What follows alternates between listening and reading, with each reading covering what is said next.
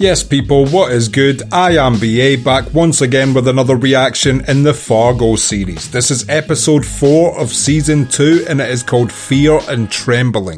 Last episode. The thing that sticks out to me the most in the last episode still was when the cops went to visit the Gerhard's residence, you know, Lou and that other guy, and they literally made the other guy hand over his firearm before even being welcomed onto the property. I just didn't realise these crime families had that level of control and power over the police, but clearly these guys do. And yeah, rest in peace the typewriter guy. He was quite a small character, but he seemed like he was considering talking to the police about it, even though he hadn't given them any information up to that point. But yeah, the Gerhards got hold of him, and better safe than sorry, they killed him. But not before they told them that Mike and the Kitchen brothers had been asking around about the Gerhard that was killed in episode 1 after they shot those people in the diner. So now obviously when they find out that their brother is dead, they're going to believe that it was Mike and the Kitchen brothers who did it. It's where I think it's going to go from here, who knows, but regardless, I'm looking forward to seeing. So without further ado, this is episode 4 of season 2,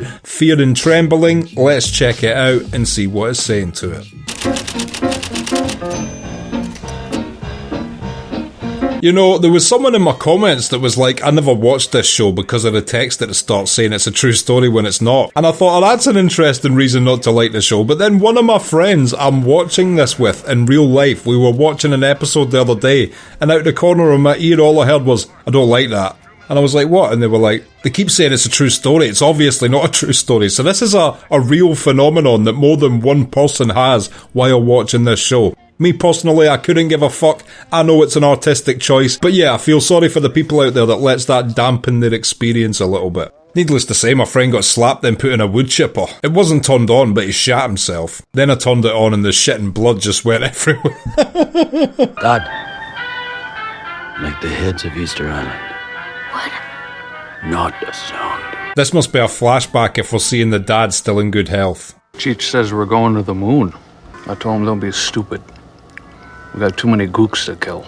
Oh my god. Was that really the two main issues in this era? Going to the moon and the Japanese? Ask the world. If you're feeling sour about it, write a letter to Napoleon. I don't think Napoleon would respond, to be honest. Ain't no table. There's me.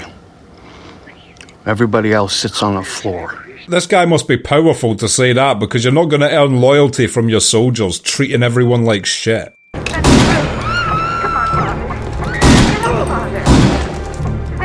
Oh shit, the boy shanked him in the back. Wow. If that's the kid that grew up to be the, you know, the living Gerhard brother who wants to control the family, no wonder he feels like he's on it. That Hansi goes with young jobs. And yeah, since we cut straight to him, I'm assuming that was him as a kid. No way, he has been putting in work since he was like 5 years old. Also, seeing the dad actually shoot everyone else in that room, he was quite a badass when he was physically capable. You want a kiss? I'll give you a kiss. No idea who these guys are connected to, but don't fuck with a guy with a giant taser. Give me a chocolate glaze and An old-fashioned. I don't know about working in a pastry place, but it's nice to see the Tiger King has a day job.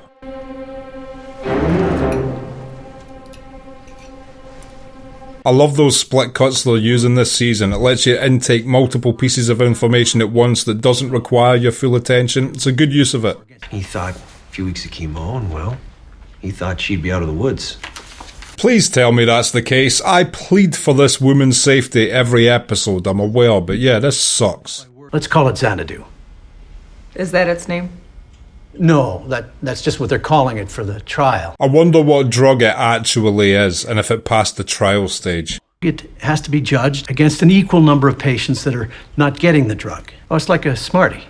You know Smarties. Yes, we know Smarties. We just mean, why are you doing that? Or the fake drug? That I can't say. What a bunch of bullshit. Imagine doing that and then finding out that they hadn't even been giving you the medicine because you needed to be one of the placebo effect people. And then you died. I gotta pee.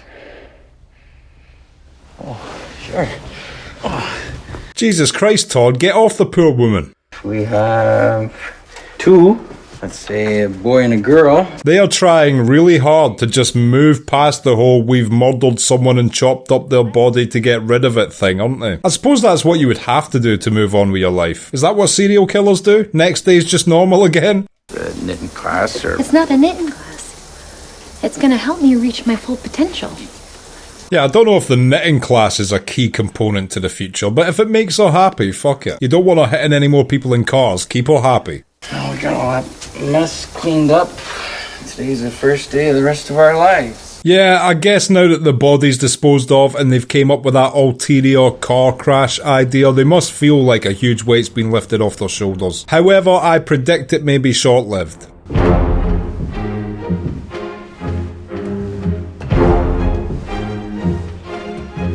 Are they going to play into the stereotype that the Native American of the crew is always the best tracker and scent detector and thus a fairly good detective at a crime scene?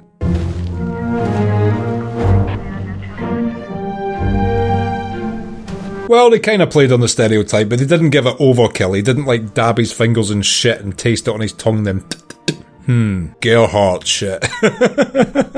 They kept it subtle.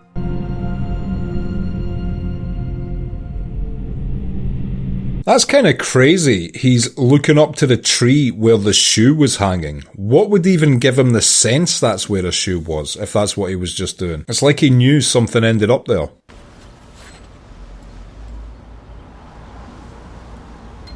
Oh shit, that's slick.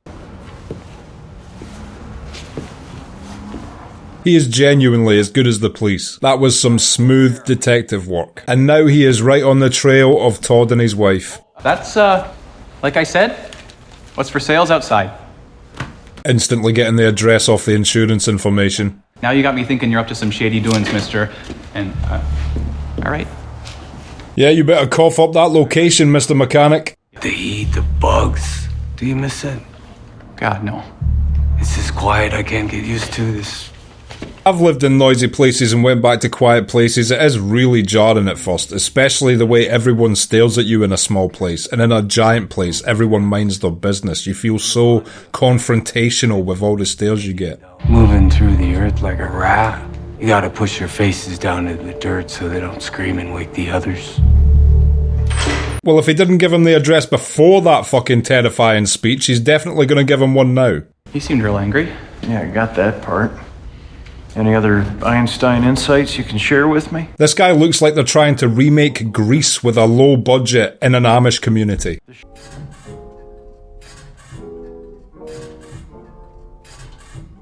That sounds like some really shitty sex someone's having there.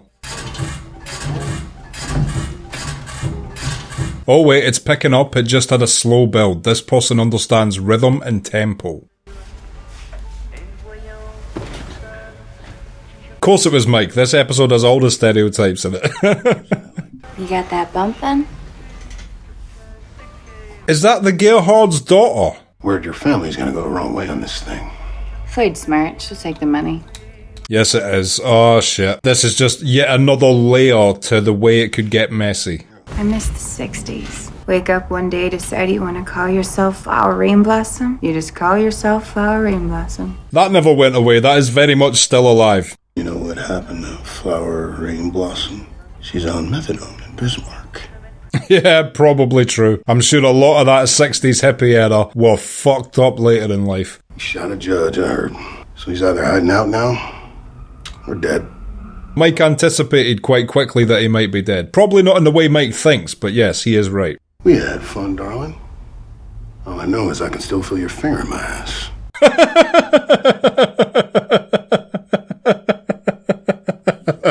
See, I never knew what the correct scale to measure fun on was. Now at least I know. This show is not only good, it's educational. They're taking them to doctor later.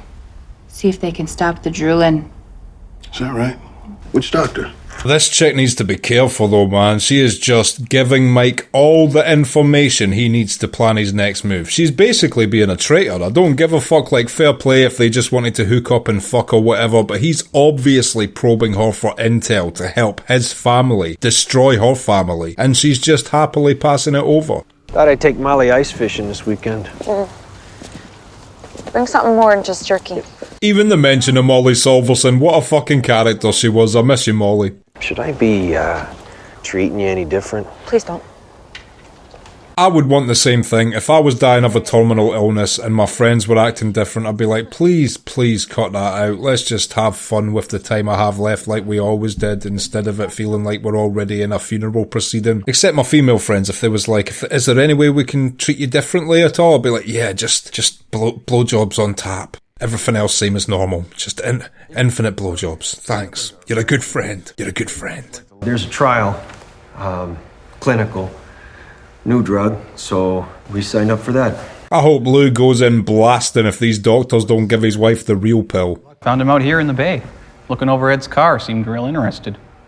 Ha! Todd is called Ed. Okay, Ed. I need to think of a way to drill Ed into my head. My favourite Tim Burton movie is Ed Wood. So Todd is Ed without the wood. He's a woodless Ed. He's impotent. Todd's impotent. Tree branch went through the window. Lucky the wife wasn't killed. Yeah, mighty lucky. I found bits of wood in the bumper, so I'm not saying she's lying. See, this is exactly what I said last episode when he smashed the back end instead of the front. Doesn't that look like there's been two separate crashes? I didn't think they would revisit that detail, but they have. You gonna get that? Yeah. And now Lou's putting together how suspect Ed was in the butcher shop the other night. I say this every episode, but it feels like it's heating up now. With Mike getting that information and Lou putting that together in his head. Everyone's about to be coming for Ed and Maggie. I think it's Maggie, Ed's wife. I'll be annoyed at myself if I'm wrong now. Thank you for sitting with me here today, and for giving us time to consider your offer. Never a good meeting when they've got the plastic curtains up. As long as they're not on the floor, I suppose it's okay. That's enough to roll up everybody in this room. We pay you $1 million, cash money, plus 20% of our territory in Minnesota. That is a very good counteroffer. And we believe it's more than fair. I would agree. Sounds very fair to me. Maybe when you look at me, you see an old woman. And I am 61. I don't see a weak old woman when I look at her. She knows how to carry herself with power and respect. But no mistake. We'll fight to keep what's ours to the last man. I like the way she's handled this. It's still quite confrontational, but it's fair and within reason. Can you guarantee your boys will abide? My sons listen to their mother. I feel like they would honour the deal if the guys took it. That's the problem with the family business. Now, if one of my men defies me, I take his arm. Yeah, this guy is raising a good point. They are never going to punish their own family in the same way that another crime family would just punish guys who weren't related to them. Bunch of fruits and ties and your pocket protectors. I'll pick my teeth. Take him out! Oh, he's gonna ruin this shit if he keeps this up. These guys are gonna be apprehensive about accepting the deal because of him. He'll fall into line. No. I don't think he will. Kinda see why that guy would think that at this point. I'll be so angry at the brother if he single-handedly turns this into a war though. And this is going toward the way of war, the way Lou described it in season 1. Just be a shitty way for it all to happen that the dude couldn't control himself. Go around to the passenger seat. Slide across. Oh, I don't like this. This has got assassination written all over it. Ah, shit. I fucking knew there was something up about that. And this looks like the Kitchen Brothers. Yes, it is. Don't kill the dad when he's weak and in a wheelchair and can't defend himself. Fucking hell, Mike.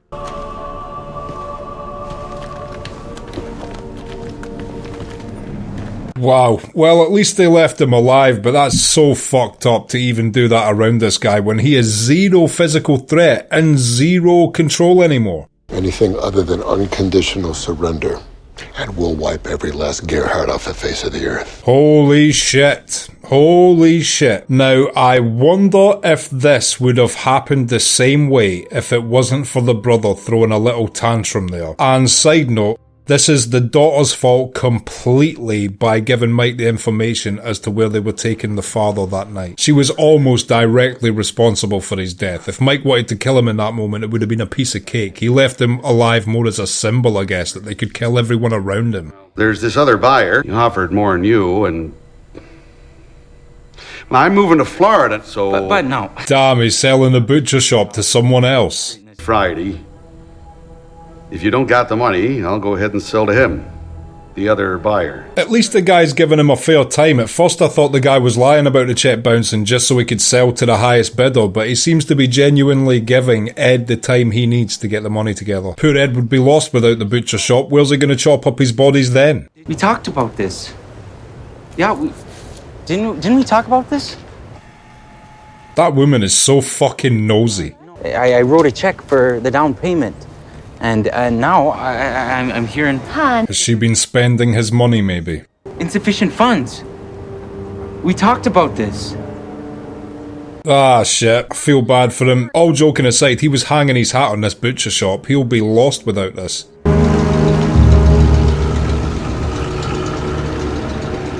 And his problems are just about to get worse. The one I've been telling you about. LifeSpring. It's really important. Yeah. Oh god, she spent it on that bullshit LifeSpring shit. Wow. Now I'm angry. Now I'm fucking angry. LifeSpring sounded shit. On Friday, he sells to the fella up in Sleepy Eye. And then we're screwed. I'm no Fargo historian, but if I was Ed, I would drive up and down snowy roadsides just now and look for any sort of window scraper, maybe dig around. But if I was to predict things just now, it would seem like, now that the crime family are on to Ed, crime families have money, maybe some series of events will happen where Ed manages to get his hands on some of the money the crime family has so he can pay for his butcher shop. Just a preliminary guess. We surrender our needs to the needs of men to our great detriment. Oh, shut the fuck up with your bandana looking like a basketball. Be the best Peggy Blomquist you can be. Peggy, not Maggie. That's right. So it's Ed and Peggy. I will remember that, or try my best. So Ed, like my favourite Tim Burton movie, Ed Wood, and Peggy, like a woman fucking a man up the ass. Got it.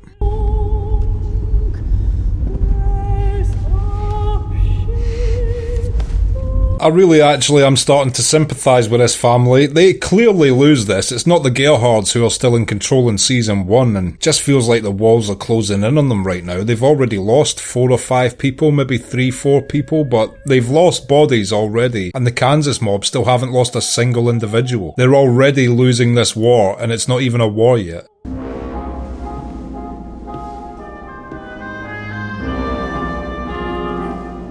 Fuck, he is getting everywhere this episode. Guarantee he finds more evidence in here. There'll be some blood in the freezer or something. He'll be on to that shit.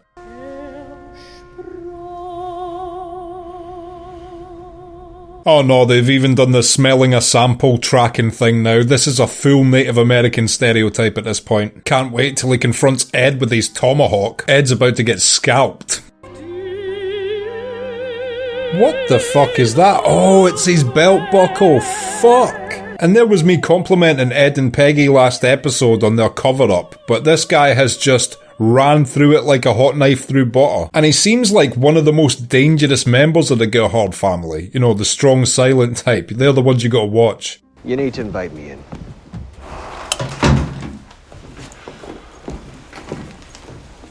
Saved by Lou. Do you think this other guy had the balls to hide somewhere, or do you think he just bounced? Into a tree.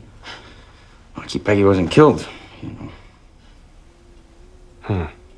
Lou's bullshit detector is going through the roof. Well, Ed hurt his neck, but that's why I got no that. blood. You didn't need to point out that's why you've got the neck brace. That was very suspicious. We see it.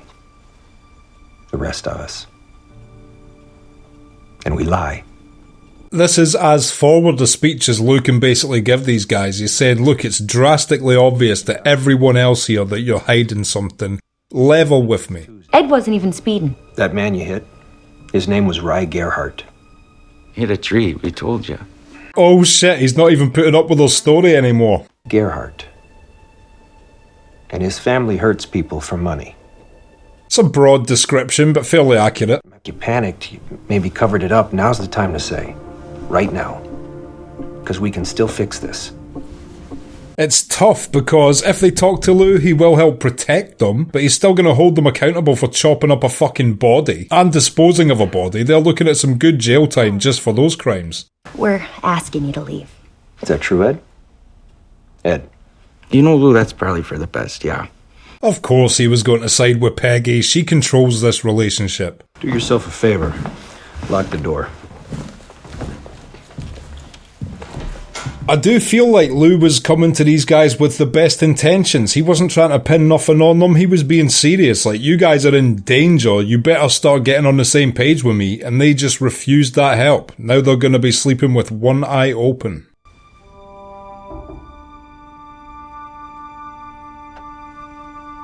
It's interesting to even get this camera shot because she's been so strong since he had his stroke, but it shows deep down she's really, wishes he was still here. She needs his help in this moment. What do you want to do?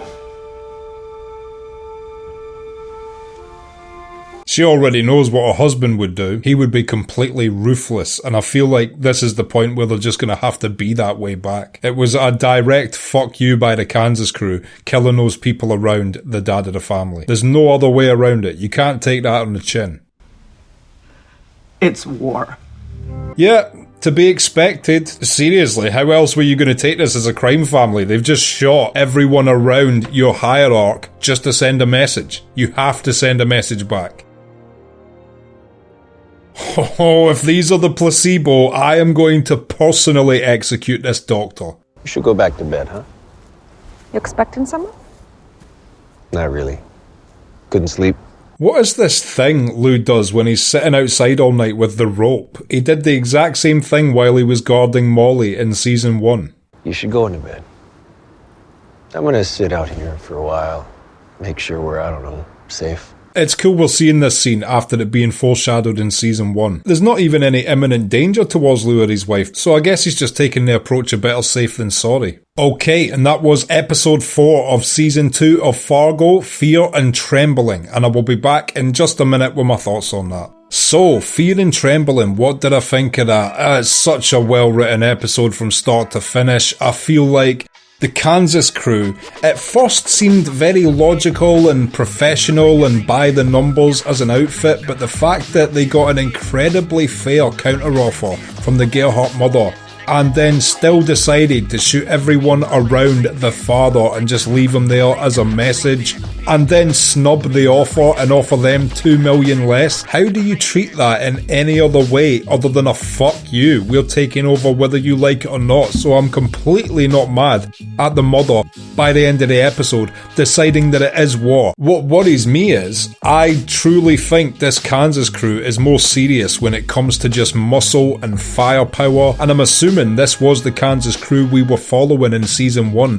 who have since taken over the outfit we're now watching in season 2. So it doesn't look good for the Gerhardts on paper just because of the information we have in season 1. But I hope there's some sort of bait and switch and it was actually still the Gerhardt family we followed in season 1 and they managed to win this war. But yeah, it's not looking good for them and it's a shame because I'm really rooting for these guys. And the biggest piece of shit in this whole episode to me was that Gerhardt brother's daughter who hooked up with Mike, which like I said, that's whatever, if you two want to have fun and you're in opposing crime families, fuck it, young love and all that. But the fact that Mike was clearly just using her to get the information he needed to further this operation of the Kansas crew taking over, and she willingly gave him all the details he wanted, and in return he's given her little bumps of cocaine and fucking her. I mean, what a fucking idiot this girl is. And she's lucky that by the end of this episode she was not directly responsible for the death of her grandfather. If anything, had he been fully fit, they would have killed him, and because he's in such a weakened state, it means nothing to them to keep him alive because, he's just a relic at this point and has no power and no say.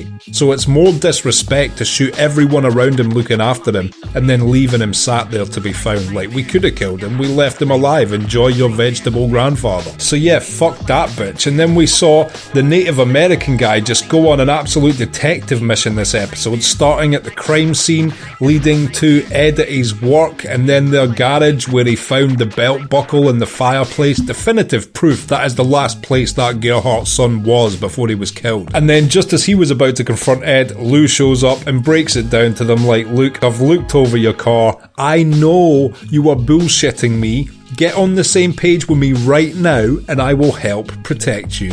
And Ed and Peggy, whether through ignorance or just defiance to try and still get away with it all, rejected him. And to me, yes, they would have done jail time if they'd have broke it all down to Lou, but they should have at least accepted his help and given him little pieces of information which might appease him in the meantime, because now they're just unprotected in their house. These Gerhardt guys can come back round at any point, and Todd and Peggy are not equipped to deal with a crime family and what they would be prepared to do to get the information out of them. So yeah, I think they missed out in that moment not listening to Lou and getting his help, and Lou tried to be as honest as possible with them. He knows there's some other shit going on, but he's not concerned about that. He knows the Gerhardt guy that died was a piece of shit anyway. He just knows that they are in direct danger, and he also knows that there's a lot of strange things going on and there might be a war soon. So I feel like Lou went to them with the best intentions and they made a huge mistake. And what another amazing episode. I'm so happy to say that just now I'm enjoying season 2 as much as season 1. This is amazing writing, amazing television, amazing acting,